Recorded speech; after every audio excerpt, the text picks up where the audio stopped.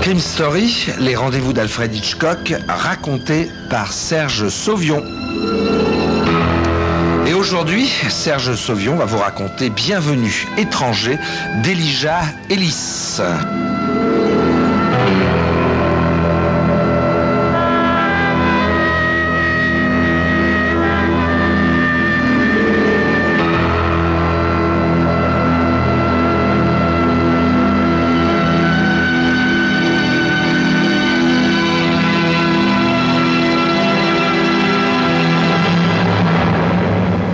Kilomètres après la sortie de la ville, Garvin ralentit et marmonne écœuré. Il jette un nouveau coup d'œil dans le rétroviseur de sa voiture de sport. Il n'y a derrière lui qu'une vieille voiture à la carrosserie en mauvais état. Il détourne alors légèrement la tête vers le siège arrière en disant « J'ai pas fait très attention, je pensais qu'il me suivait, mais il doit avoir quitté la route quelque part. » Bien que Garvin soit apparemment seul dans la voiture, personne n'étant assis derrière lui, une voix s'élève du coffre à bagages placé à l'arrière. « Curieux, j'avais cru comprendre, d'après ce que tu me disais, qu'il avait mordu pour de bon. »« Moi aussi, » répond Garvin. L'air soucieux, il continue d'avancer sur l'étroite route au revêtement de goudron noir maintes fois refait. « Bon, je vais encore continuer pendant quelques kilomètres. Je vais bien trouver un embranchement qui me permettra de revenir vers la ville. Ça te va? »« Ouais, à condition que ça te prenne pas la journée. Il fait bigrement chaud là-dedans, et je suis en train de me payer crampe sur crampe. »« Ne t'en fais pas, » répond Garvin en souriant. Le jeune homme accélère, et la voiture rouge sombre à la ligne aérodynamique, réagissant aussitôt, s'élance en rugissant. Pour alléger la pression du petit magnétophone glissé dans la poche de son veston qui pèse contre ses côtes, Garvin déboutonne son vêtement. Puis, il allume une cigarette et jette l'allumette par la fenêtre. La remarque de Mac, l'homme qui se cache dans le coffre arrière, est juste. Il est curieux que la voiture de police noire et blanche qui s'est mise à les suivre dans la ville ait si manifestement abandonné la chasse.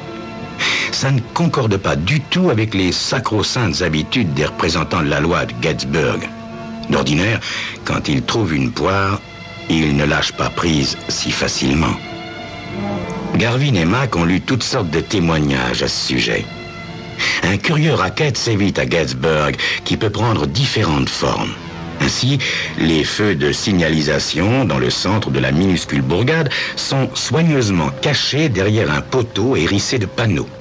La pancarte « Attention école », elle aussi, est cachée dans un buisson en bordure du terrain vague que longe l'autoroute, tandis que celle annonçant en énormes lettres noires « Vitesse limitée à 30 km/h » se trouve dissimulée par un faux arbuste. Garvin jette sa cigarette sur la chaussée et soudain la vieille guimbarde qui se traîne derrière lui entreprend de le doubler avant de lui couper la route. Garvin écrase la pédale de frein. La voiture fait une embardée et dérape en crabe vers le bas-côté. Après avoir patiné à mort, la Porsche s'arrête, les roues avant à quelques centimètres seulement du bord du fossé. Passablement secoué, Garvin laisse échapper un profond soupir. Une voix un peu étranglée se fait entendre depuis le coffre. « Mon Dieu, Garvin, à quoi tu joues ?»« Cet imbécile m'a fait quitter la route, » répond Garvin quand il est enfin en mesure de parler. « Oh là là là là !» ajoute-t-il en regardant la route droit devant lui. « Quoi? Qu'est-ce qu'il y a ?» s'inquiète Mac.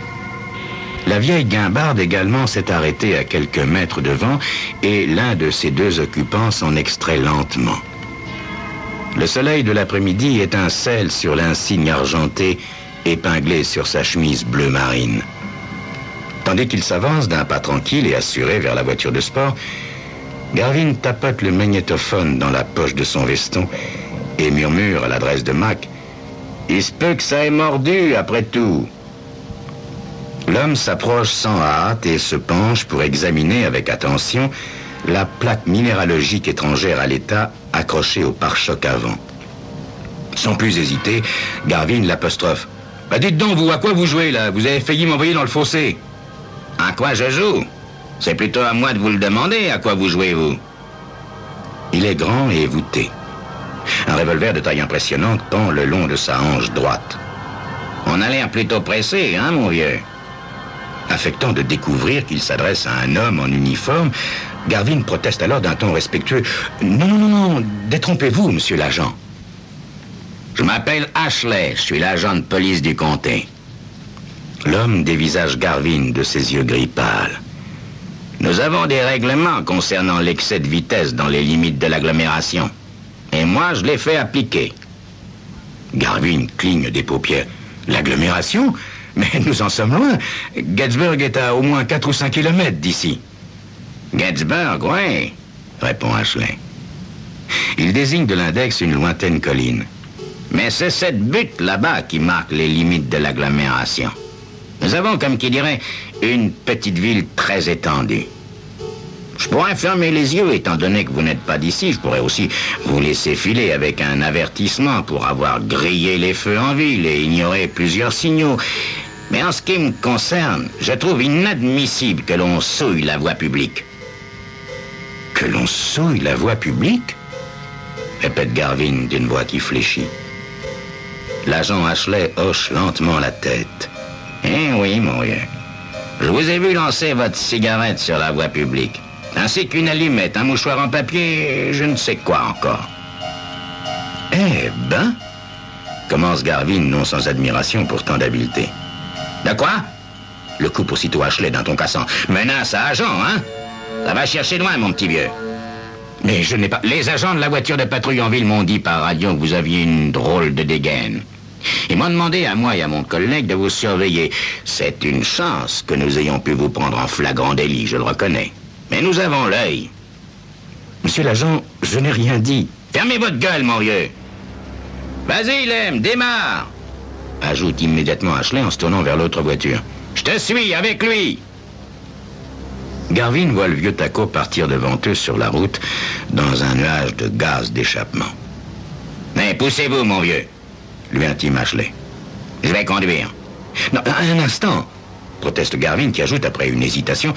Et si je vous offrais 20 $, par exemple? Ashley lève une main calleuse et le gifle en travers de la bouche. Tentative de corruption, ça va vous coûter cher, mon petit bonhomme. Allez, poussez-vous. Garvin passe sur l'autre siège. Frottant ses lèvres meurtries, il réfrène sa colère et prend un ton plaintif. Pardonnez-moi, je ne voulais pas vous vexer. Le policier, sans mot dire, prend place derrière le volant. Il met le contact, embraye et la Porsche bondit en avant dans un crissement de pneus. En quelques secondes, ils ont dépassé la vieille guimbarde. Est-ce que des fois ces règlements sur la vitesse ne s'appliqueraient pas à vous? Murmure Garvin. Ashley lève suffisamment la main du volant pour le gifler à nouveau. Et ce sera mon dernier avertissement, dit-il d'un air méchant. S'efforçant de desserrer les poings, Garvin se recroqueville sur le siège avec, du moins l'espère-t-il, une expression obséquieusement craintive. Il effleure le magnétophone qui bourdonne dans la poche de sa veste en pensant « Attends un peu, mon vieux, attends un peu. »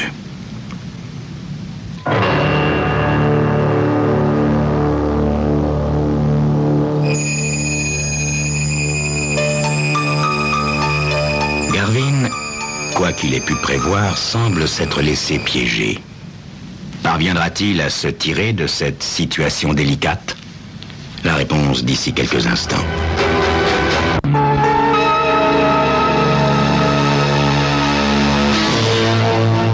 Tandis que Lem hoche la tête, observant Garvin effondré à ses pieds, un homme grand et ventru sort de la maison en traînant les pieds.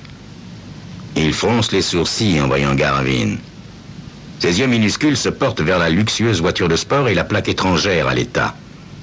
Le froncement de sourcils cède la place à une expression de satisfaction anticipée. « Eh bien... »« Ouais, voilà, » répond Ashley. « Ce coup-ci, on en a pris un vraiment fait sur mesure. »« Faites-le entrer !» grommelle le Jules. Il montre le chemin jusqu'à une pièce sombre et meublée de façon minable et installe sa grande carcasse sur une chaise derrière un bureau ancien. « Alors ?» demande-t-il. « Les gars en ville nous ont tuyauté sur cet individu par radio, » explique Ashley. Ils avaient environ une demi-douzaine de choses à lui reprocher avant qu'il ne quitte la ville. Nous l'avons donc ramassé, mais, bon Dieu, excès de vitesse, jet de détritus sur la route, conduite imprudente, tentative de corruption. Un instant, coupe le juge qui, écrasant ses phalanges sur le bureau, se racle la gorge avant de hurler d'une voix de stentor.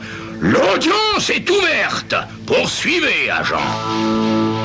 Entrave à l'exercice des fonctions d'un officier, tentative d'agression. Et comme vous avez pu le voir, monsieur le juge, le type est tombé par terre d'ivresse. Ashley s'arrête pour reprendre son souffle. Le juge hoche pesamment la tête et masse l'étendue dégarnie de son crâne. « Eh bien !» répète-t-il, visiblement satisfait. Puis il tourne ses yeux en vrille vers Garvin. « Avez-vous quelque chose d'important à dire ?»« Mais voyons, c'est du brigandage !» bredouille Garvin. « Tout cela est fou. De toutes ces prétendues charges, pas une n'est vraie, monsieur le juge.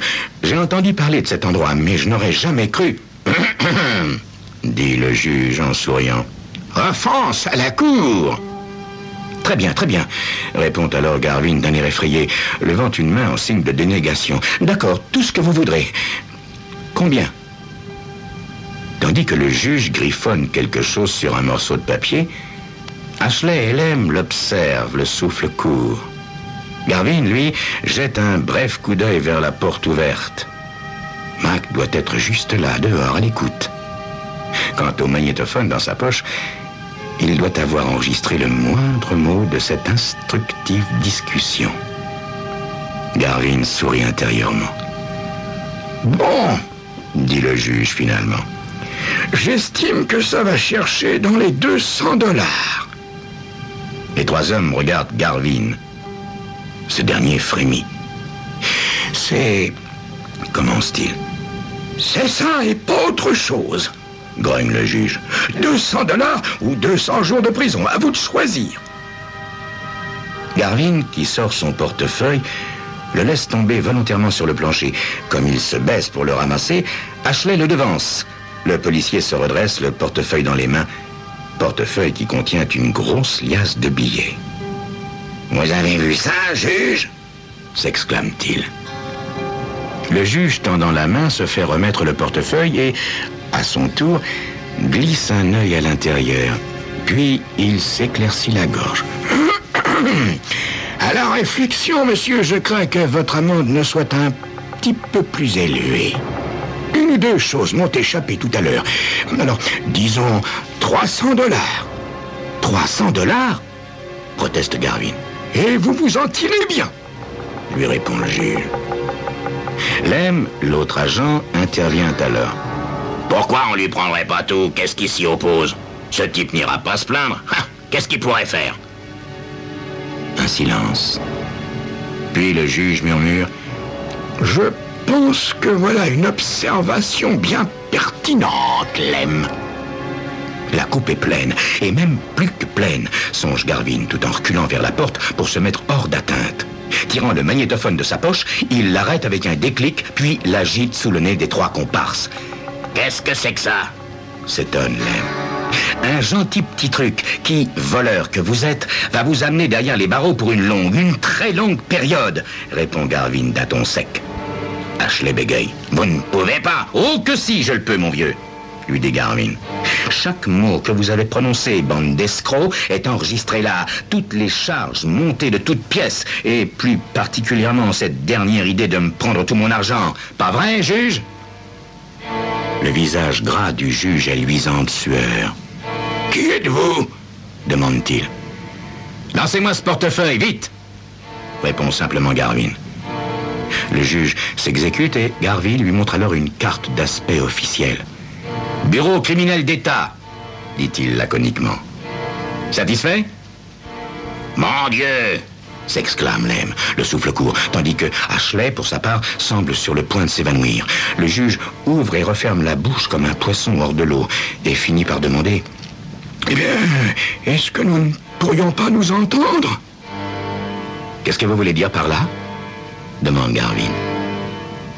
Prenant une petite clé dans la poche de son pantalon, le juge ouvre le tiroir de son bureau, dont il extrait une boîte métallique pleine de grosses liasses de billets. « J'ai là près de 2000 $, explique-t-il. « tentative de corruption d'un fonctionnaire, hein? Ironise Garvin. Voyons, restons sérieux. Mais je suis sérieux, réplique Garvin en indiquant la porte d'un mouvement du menton. Allez, en route les enfants, en route pour la prison de Capital City. Le juge sort alors du tiroir une autre boîte métallique qui contient un autre magot. 3 000 $, gémit-il. Combien de temps vous a-t-il fallu pour amasser tout ça? S'informe Garvin. Combien de pauvres types, vous et vos acolytes, avez-vous détroussé ici dans ce tribunal bidon? Oh, je vous en prie, pas de sermon, proteste le juge. Ashley, entre-temps, vient de se glisser derrière Lem. Soudain, il bondit en direction de Garvin, braquant un gros Colt 45 sur lui. « Imbécile !» s'écrie alors Ashley. « Croyez-vous que nous allons nous laisser traîner en prison comme un troupeau de moutons ?»« Regardez plutôt derrière vous, mon vieux, » réplique Garvin. Mac se tient sur le seuil, braquant lui-même son revolver sur l'agent. Ashley lâche alors son calibre 45 et recule précipitamment. « Et vous, Lem ?» demande alors Garvin. Lem, à son tour, laisse son revolver tomber sur le plancher avec un bruit sourd. Tandis que Mac tient les 3 hommes en respect, Garvin s'avance jusqu'au bureau, rafle l'argent et le fourre dans ses poches, les bourrant à l'extrême. Puis, faisant demi-tour, il marche vers la porte. « Qu'est-ce que vous allez faire de nous ?» demande alors le juge. « Vous accordez un répit que vous ne méritez pourtant pas, » répond seulement Garvin avant de sortir en compagnie de Mac. Quelques instants plus tard, les 2 hommes dans la Porsche foncent vers l'autoroute. Mac jette un regard vers l'arrière. « Ouf !» dit-il en s'essuyant le front. « Ils nous ont pas poursuivis. Quel travail que de gagner sa vie !» Garvin sourit légèrement. « Quel travail peut-être, mais reconnais qu'en très peu de temps, on gagne bien notre vie. » « Tu crois qu'ils t'ont vraiment pris pour un flic d'État ?» demande Mac, quelques kilomètres plus loin. « Ma foi, » répond Garvin avec un haussement d'épaule, « cette vieille carte militaire a l'air passablement officielle. Tu veux que je te dise quelque chose? J'ai bien envie de mettre cette bande magnétique que nous détenons dans une petite boîte et de l'envoyer par la poste aux flics de l'État. De tous les escrocs que j'ai jamais connus, ces 3-là sont vraiment les pires. » Mac hoche la tête, l'air hésitant. « Si tu tiens à envoyer cette bande à quelqu'un... » « Ouais ? Ben, prends bien garde d'enlever auparavant toutes les empreintes digitales qu'il pourrait y avoir dessus. »